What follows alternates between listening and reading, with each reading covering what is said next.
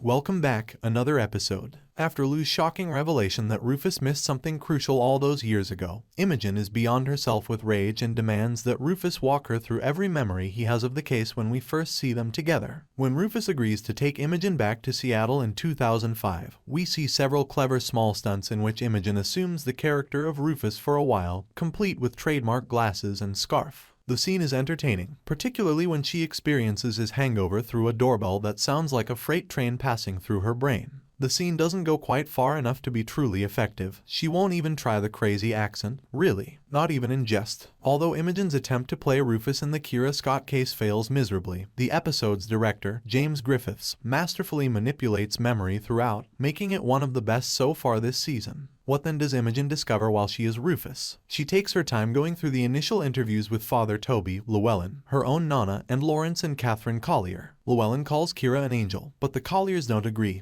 and Nana would much rather refer to her daughter as a crusader. Both Nana and Father Toby mention a woman who is constantly attempting to support and advocate for other people. Rufus adds he had no reason to suspect Lawrence at the time, even though he's the one who really gives me the creeps, both then and today. While he did make some remarks about Llewellyn, the attorney points out that he is not capable of doing anything as simple as changing a light bulb or setting off a car bomb. The majority of the interrogations provide little results, but Danny's discovery of Kira's datebook gives the investigators their first lead. Rufus and Danny discover that a page that has been pulled out has information on a meeting that is scheduled for February 12th at the Opal Diner. Was the page torn out in order to keep the meeting's details secret? As they investigate, they go to the diner. With the help of a line cook, they find out that Kira and Imogene were there that day and that Kira once got up and got into a furious dispute with someone outside the restaurant. The fact that this private dispute, which someone wished to remain undisclosed even after Kira passed away, took place exactly 1 month before Kira's murder cannot be a coincidence. The answer to everything might lie in what transpired at that time. Rufus is aware that Imogene is his best chance of solving this puzzle. She gets prevented when he tries to ask her about it. He gives a small shove while young Imogene holds onto the blue scarf her mother gave her before she passes away, but he stops when she gets angry or agitated.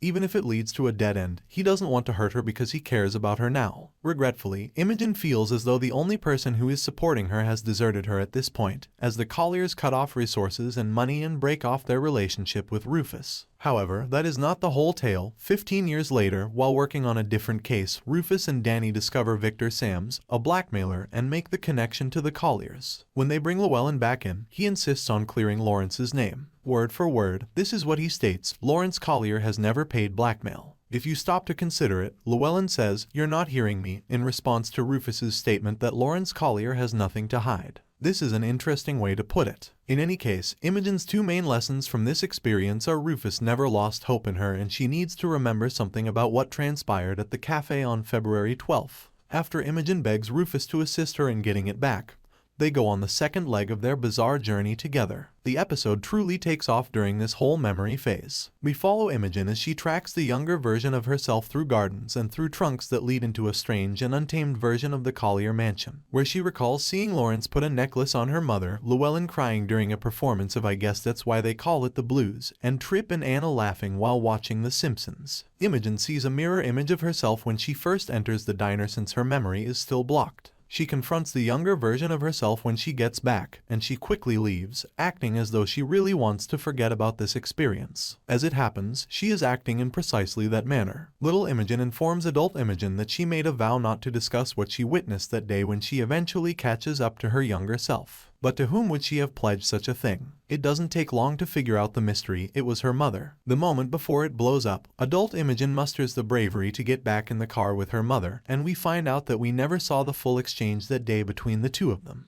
Imogene queries Kira in the car about the altercation with the woman that caused her to cry. When Imogene is finally able to unlock the door back at the cafe, she finds her mother arguing in the alleyway with Alexandra Hochenberg, the future governor of Washington, who Kira had previously gone to for assistance in exposing the Colliers for the fatalities at their factory. She is informed by Alexandra that there is no evidence against them, even with a witness. Imogene questions her mother about her other friend, who was also depressed that day. When they are back in the car, this friend's spouse passed away. This acquaintance was going to testify in court to expose the Colliers. Celia Chun was this woman. Imogene doesn't have to honor the promise she made to her mother to erase the memory of what happened at the Opal Diner, even though she may have done it expertly and deeply enough to almost totally erase it from her mind. Furiously, Imogene and Rufus leave the room to confront Celia in the dining room. Her mother was a whistleblower, Celia Chun. Thus, what is she doing purchasing Collier Mills here as the head of an empire? I had suspicions about Celia Chun's intentions. At all means, keep her safe. Even though it took 7 episodes, this small mystery has now become pretty interesting. For more, subscribe.